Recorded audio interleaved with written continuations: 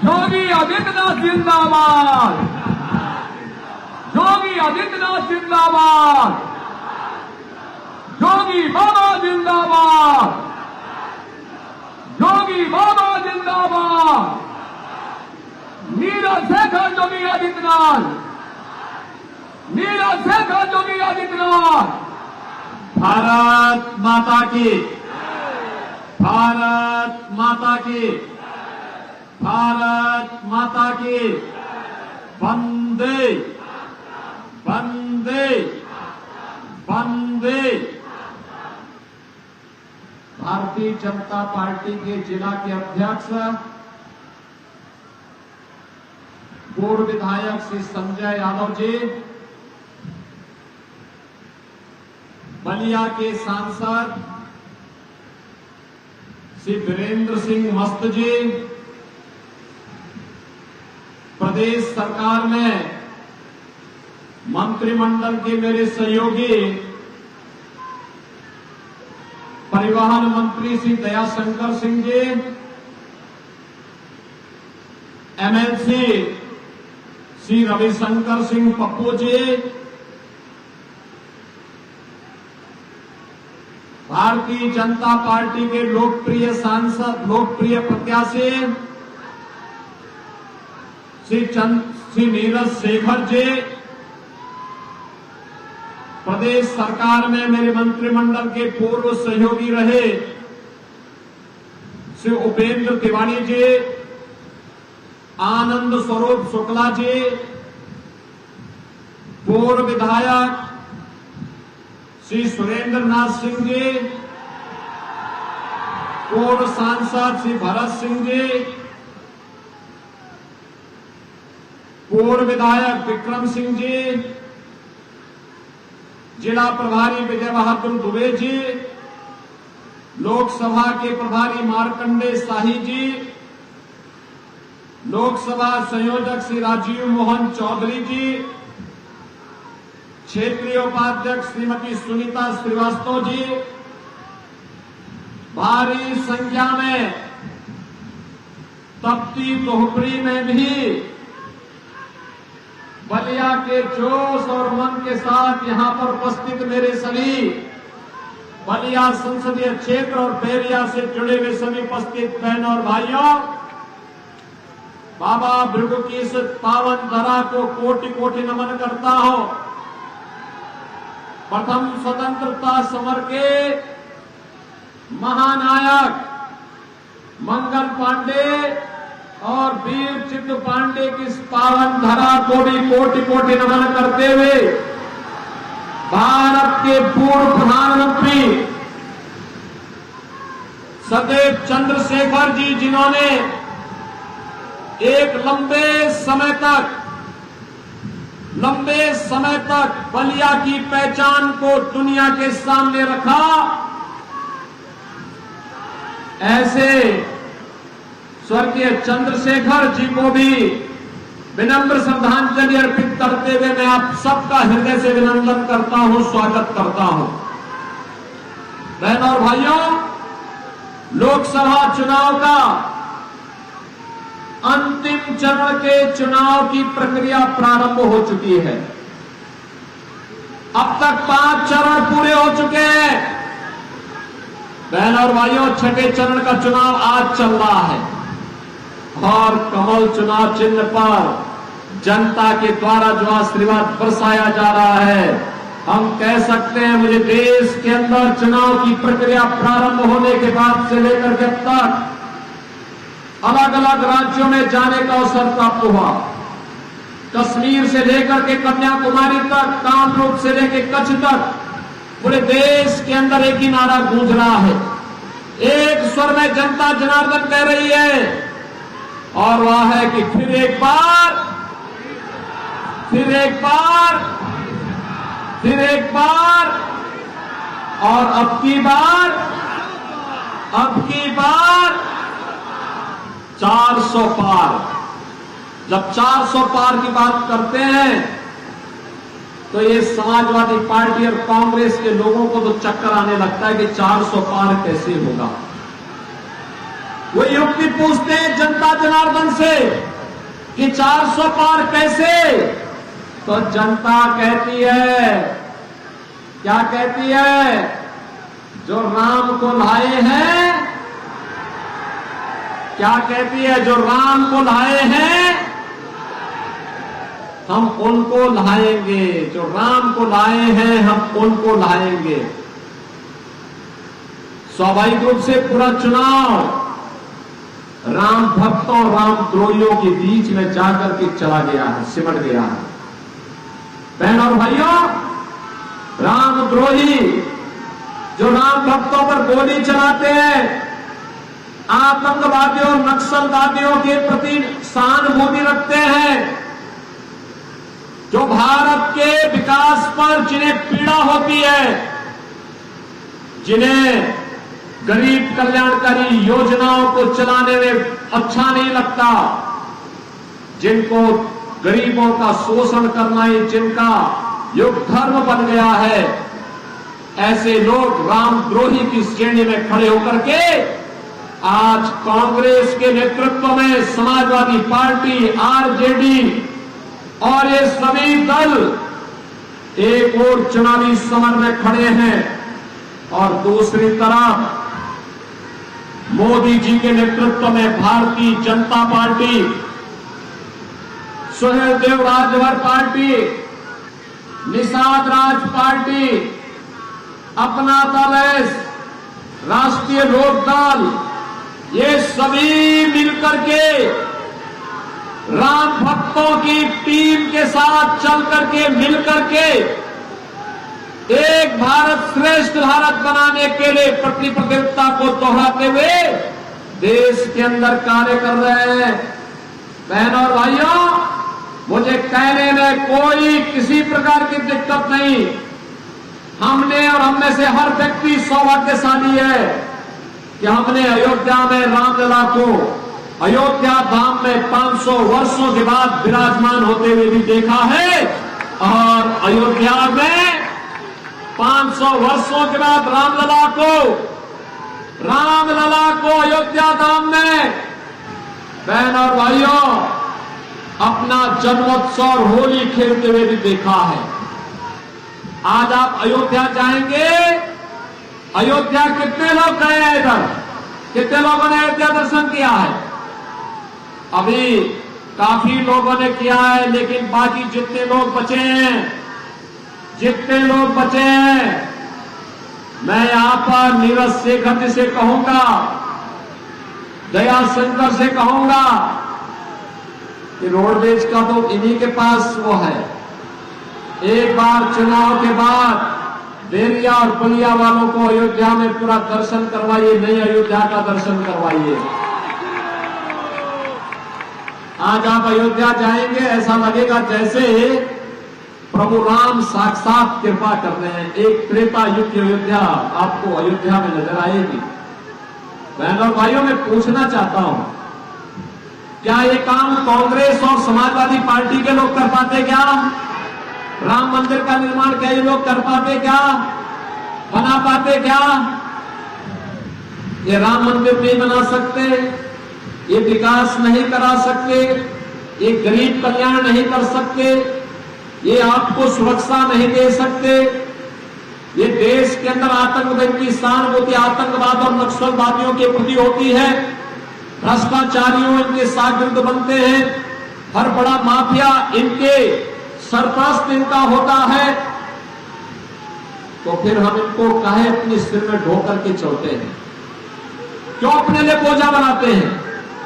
और मैं यही कहने के लिए आज आपके पास आया हूं कि बहनों और भाइयों, हमारा दायित्व बनना चाहिए मोदी जी के नेतृत्व में, जैसे भारत ने 10 वर्ष में एक बेहतर योजना बना करके भारत का कायाकल्प किया है, दुनिया के अंदर भारत का सम्मान बढ़ा है, भारत की सीमाएं सुरक्षित हुई हैं, आतंकवाद और नक्सलवाद समाप्त हुआ है।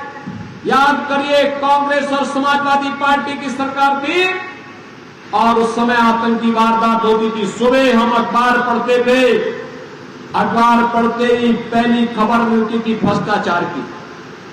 सायकाल होते होते आतंकी विस्फोट की घटना सामने आती थी, निर्दोष लोगों की हताहत होने के समाचार सामने आते थे।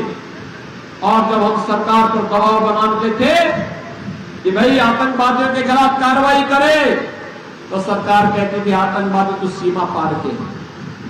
हमें आश्चर्य होता था, अरे सरकार को अपने नागरिकों को सुरक्षा देना उसका दायित्व है। जैसे प्रदेश के अंदर आपने देखा होगा या देश के अंदर आपने देखा होगा, देश के अंदर जितने आतंकी संगठन थे, नक्सली संगठन थे, मोदी जी के नेतृत्व में 10 वर्ष में सबको समाप्त कर दिया गया। न रहेगा बांस न बजेगी बांसुरी।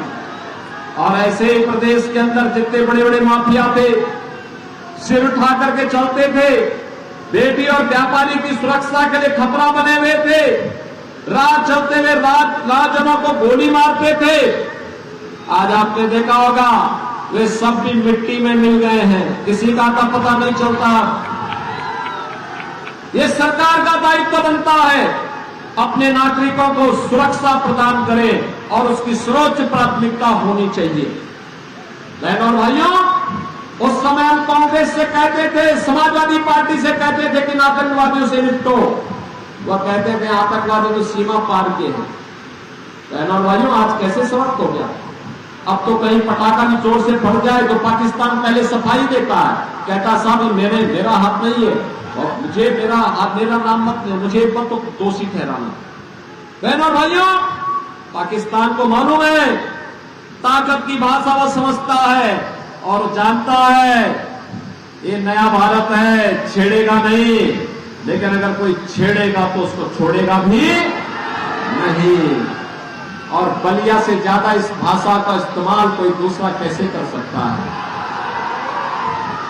बलिया ने तो कभी गुलामी स्वीकार की ही नहीं। देश 1947 में आजाद हुआ, बलिया ने 1942 में ही अपने को स्वतंत्र घोषित कर दिया था। बहनों और भाइयों, विकास के कार्य कोई सोचता था पूर्वांचल विकास, जो आप पूर्वांचल, हमारी पूर्वांचल एक्सप्रेसवे बन रही है, उसका लिंक एक्सप्रेसवे बलिया तक जाएगा, आज बन रहा है, तेजी के साथ काम चल रहा है। 4 लेन की कनेक्टिविटी हो, बाढ़ की समस्या का समाधान हो, बलिया में उत्पादित सब्जी दुनिया के बाजार में जाए, वाटर वे का उपयोग सर्वाधिक करने वाला कोई एक जनपद है तो प्रदेश में वह जनपद बलिया जनपद है, जो वाटर वे का उपयोग कर सकता है। हमने अथॉरिटी का गठन भी किया है, इन्हीं का विभाग, गैस शंकर का ही विभाग उस काम को देख रहा है। बहनों और भाइयों, हाईवे बन रहे हैं, रेलवे के काम हो रहे हैं, रेलवे में नई ट्रेन आ रही है, कई वंदे भारत ट्रेन, कई अमृत भारत ट्रेन, कई नव Bharat train, world class facility है। आज आप जाएंगे आपको लगेगा दुनिया के अत्याधुनिक ट्रेन की सुविधा भारत के पास, हाईवे भारत के पास, एयरपोर्ट भारत के पास, और AIIMS, IIT, IIM, IIT, NIT, 1 district 1 medical college, Sardev Chandrashekhar ji के गांव का जो हॉस्पिटल उन्होंने बनाया था, हमारी सरकार ने उसको प्रारंभिक रूप से चालू कर दिया है और मेडिकल कॉलेज की प्रक्रिया को तेजी से आगे बढ़ाने की कार्रवाई भी बलिया के अंदर चल रही है। बहनों और भाइयों, हर घर नल के माध्यम से शुद्ध पेयजल उपलब्ध करवाने की कार्रवाई भी आगे बढ़ रही है। और याद करिए, गरीबों के लिए कितनी योजनाएं, 80 करोड़ लोगों को भारत फ्री में राशन दे रहा है। और पाकिस्तान की हालत क्या है, 23 करोड़ की कुल आबादी, वे भी भूख से मर रहे हैं। मैं कहना चाहूंगा जो पाकिस्तान का राह कराते हैं, मैं उनसे कहना चाहता हूं, क्यों वे भारत में बोझ बने हुए हैं, पाकिस्तान में जाओ, एक बार देख के आओ, वहां कोई भीख भी नहीं देने वाला है, क्योंकि जो स्वयं भीख मंगा हो, दुनिया के अंदर भीख का कटोरा लेते हुए फिर रहा हो, वो क्या दूसरों का पेट भरेगा। लेकिन आज भारत तो अपने देश के अंदर 80 करोड़ लोगों को फ्री में राशन दे रहा है। 60 करोड़ लोगों को भारत 5 लाख रुपए प्रतिवर्ष उपचार के लिए उपलब्ध करा रहा है। और मोदी जी ने घोषणा की है 4 जून को जब फिर एक बार मोदी सरकार बनेगी तो 70 वर्ष से ऊपर के हर एक बुजुर्ग को 70 वर्ष से ऊपर के हर एक बुजुर्ग को प्रतिवर्ष 5 लाख रुपए की आयुष्मान भारत के कार्ड की सुविधा उपलब्ध कराएगी और देश के अंदर किसी भी हॉस्पिटल में जाकर के अपना उपचार करा सकता है। बहनों और भाइयों, किसान को किसान सम्मान निधि, हर गरीब के घर में शौचालय, हर गरीब के घर में उज्ज्वला योजना का कनेक्शन, और हमने तो प्रदेश में व्यवस्था की है होली और दीपावली के अवसर पर एक भरा हुआ रसोई गैस का सिलेंडर फ्री में उपलब्ध करवाएंगे इन परिवारों को, और हम उपलब्ध करवा रहे हैं। बहनों और भाइयों, आज आप देख रहे होंगे प्रदेश भर में, पूरे देश के अंदर आप देख रहे होंगे मोदी जी के नेतृत्व में 4 करोड़ गरीबों के एक एक मकान बन गए। और मोदी जी ने घोषणा की है 4 जून को जब फिर एक बार मोदी सरकार बनेगी, बचे हुए जितने भी गरीब हैं, जिनके पास कच्चा मकान है, जिनके पास झोपड़ी है, इन लोगों को भी एक एक आवास उपलब्ध करवाने का काम करेंगे। एक तरफ विकास सुरक्षा के मुद्दे को लेकर के काम करने वाली प्रधानमंत्री मोदी जी के नेतृत्व की भारतीय जनता पार्टी और सहयोगी दल है, जो विकास भी कराते हैं, विरासत का सम्मान भी कर रहे हैं। और दूसरी ओर कांग्रेस और समाजवादी पार्टी, आरजेडी, टीएमसी, ये सभी दल हैं, इनके हालत देखो। टीएमसी बंगाल के अंदर वहां के साधु संतों को धमकी दे रही है, कह रही है कि तुम धर्म की बात क्यों करते हो। अबे हमारे साधु संत धर्म की बात नहीं करेंगे तो किसकी बात करेंगे, लेकिन वहां धमकी दी जा रही है। ये तो संस्कार है इन लोगों के। और यही नहीं, इनका घोषणा पत्र अगर आप पढ़ेंगे आप भी सोचेंगे कि ये लोग तो देश के खिलाफ गद्दारी कर रहे हैं। कांग्रेस का घोषणा पत्र क्या कहता है? वो कहता है सत्ता में आएंगे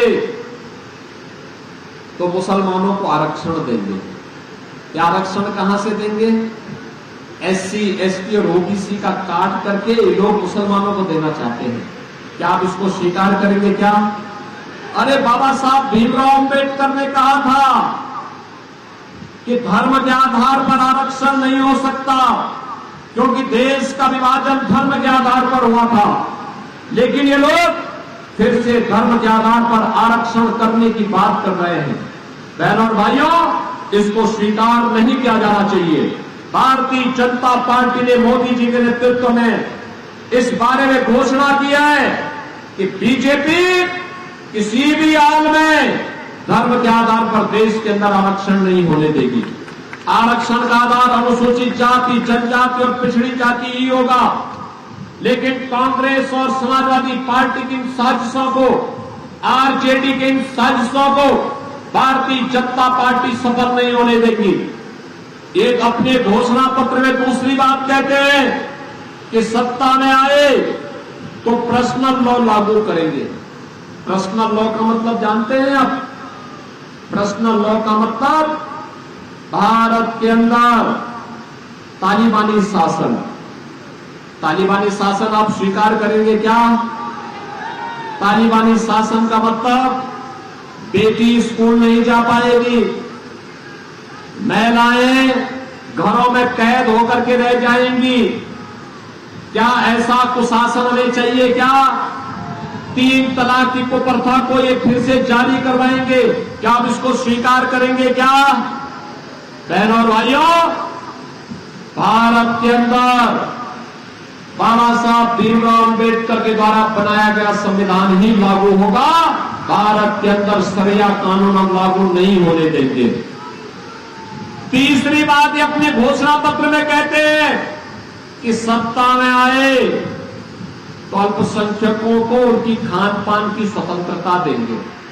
बहनों और भाइयों, मैं पूछना चाहता हूं, ऐसा कौन सा खान पान है, कौन सा खान पान है जो खान पान जो खान पान बहुसंख्यक खाता है लेकिन अल्पसंख्यक नहीं खाता है, या अल्पसंख्यक खाता है बहुसंख्यक नहीं खाता है। अरे बाटी चोखा आप भी खाते होंगे, वो भी खाता होगा। चावल आप भी खाते होंगे, वो भी खाता होगा। दाल आप भी खाते होंगे, वो भी खाता होगा। सब्जी आप भी खाते होंगे, वो भी खाता होगा। लेकिन एक जगह में आके ठहर जाते हैं, एक जगह में आके ठहर जाते हैं। जब कोई मुसलमान गौकशी करने का दुस्साहस करता है, गौ मांस खाने की बात करता है, हिंदू वहां पे डर जाता है, कहता है नहीं, जन्म जन्म का नाता है, गौ हमारी जन्म जन्म का नाता है। बोलते हैं ना, क्या गौकशी करने वालों को स्वतंत्रता देंगे क्या छूट देंगे क्या? अरे राम जन्मभूमि को मंदिर निर्माण का जो पुण्य आपके साथ जुड़ा हुआ है वह पाप में बदल जाएगा। पाप में, ये पाप मत करना। आप मानते हैं ना इस चीज को? आप मानते हैं ना इस बात को? और इसीलिए बहनों और भाइयों में आया हूं, ये बैरिया और बलिया विकास के लिए नहीं तरसता, विकास के लिए नहीं तरसता है। विकास के कार्यों को जितना तेजी के साथ आगे बढ़ाने का काम हो रहा है, मैं उसी के लिए आपके पास आया हूं। हमने तो यहां राजकीय पॉलिटेक्निक भी दिया है, एक राजकीय महाविद्यालय भी बैरिया में दिया है, इंटर कॉलेज भी बलिया में दिया है, और नौरंगा को प्रत्येक घर में सोलर लाइट देने की कार्रवाई के लिए भी 14 करोड़ रुपए स्वीकृत कराए गए। बहनों और भाइयों, बलिया में बस स्टैंड भी बन रहा है, मेडिकल कॉलेज के निर्माण के कार्य को भी तेजी के साथ आगे बढ़ाया गया है, वाटर वे के निर्माण की भी कार्रवाई तेजी से आगे बढ़ रही है, बाढ़ बचाव के कार्य को तेजी के साथ आगे बढ़ाया गया है। और मैं तो आपको यही कह सकता हूं कि बहनों और भाइयों, आपने बीजेपी को वोट दिया, बीजेपी सुरक्षा भी देगी, सम्मान भी देगी, विकास भी कराएगी और गरीब कल्याणकारी योजनाओं को भी तेजी के साथ आगे बढ़ाने का काम करेगी। और इसीलिए आज मैं आपके पास आया हूं। यहां पर भारतीय जनता पार्टी ने सदैव चंद्रशेखर जी की विरासत को आगे बढ़ाने के लिए श्री नीरज शेखर को अपना प्रत्याशी बनाकर के आपके बीच उतारा है।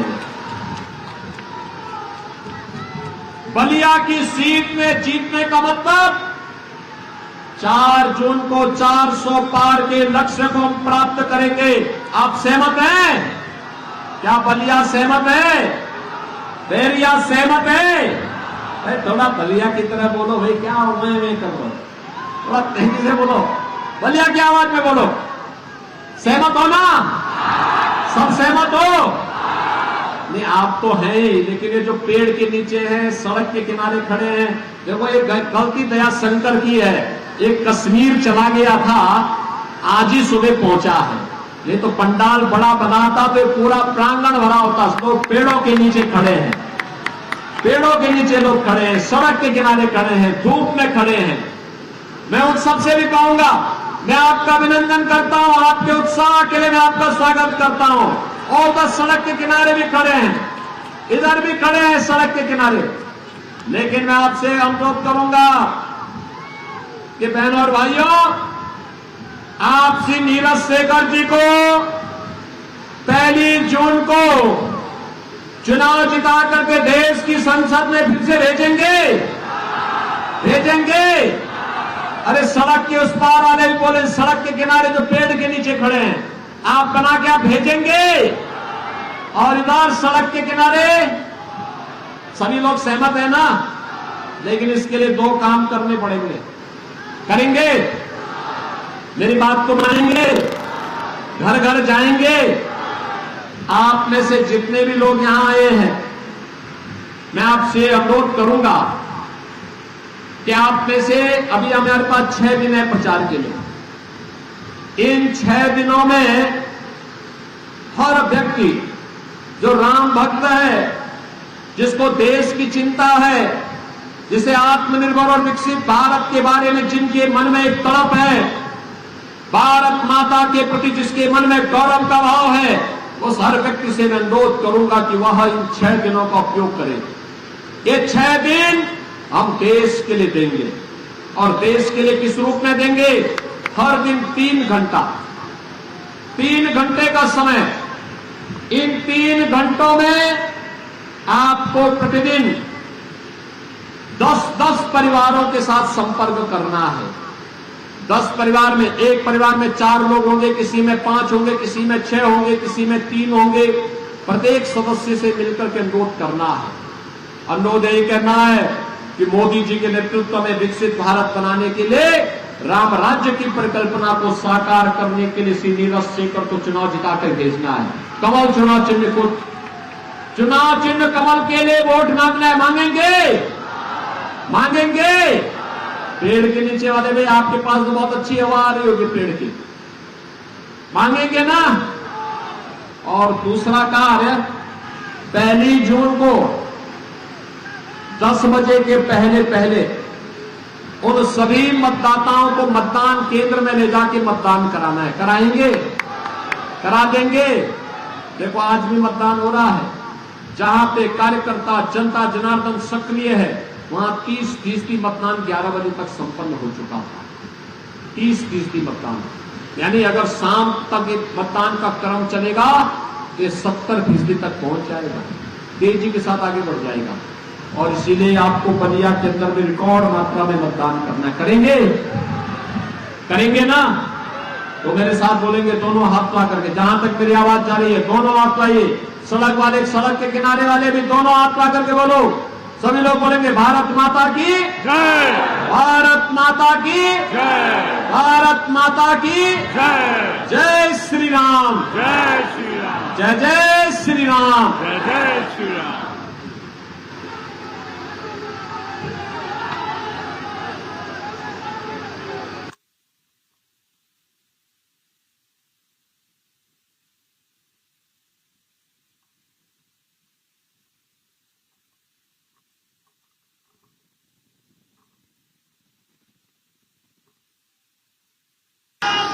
जिंदाबाद